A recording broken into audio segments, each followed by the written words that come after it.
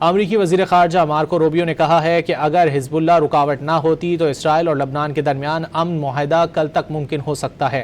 Washington میں Saint کی خارجہ امور کمیٹی کے سامنے مارکو روبیو نے کہا کہ اسرائیل کا لبنان کے کسی علاقے پر کوئی دعویٰ نہیں، اصل رکاوٹ حزب اللہ ہے۔ امریکی وزیر خارجہ کا مزید کہنا تھا کہ امریکہ چاہتا ہے کہ روسی تیل خریدنے کے لیے بھارت سمیت مختلف ممالک کو دی گئی اجازت جلد از جلد ختم کی جائے۔ امریکی وزیر خارجہ مارکو روبیو نے کہا ہے کہ اگر حزب اللہ رکاوٹ نہ ہوتی تو اسرائیل اور لبنان کے درمیان امن معاہدہ کل تک ممکن ہو سکتا ہے۔ واشنگٹن میں سینٹ کی خارجہ امور کمیٹی کے سامنے مارکو روبیو نے کہا کہ اسرائیل کا لبنان کے کسی علاقے پر کوئی دعویٰ نہیں، اصل رکاوٹ حزب اللہ ہے۔ امریکی وزیر خارجہ کا مزید کہنا تھا کہ امریکہ چاہتا ہے کہ روسی تیل خریدنے کے لیے بھارت سمیت مختلف ممالک کو دی گئی اجازت جلد از جلد ختم کی جائے۔ It's a decision that's made by Treasury, but I will tell you it depends on the circumstances at the time. We would like to end it as soon as we possibly can because the underlying policy of this country has been to sanction their oil.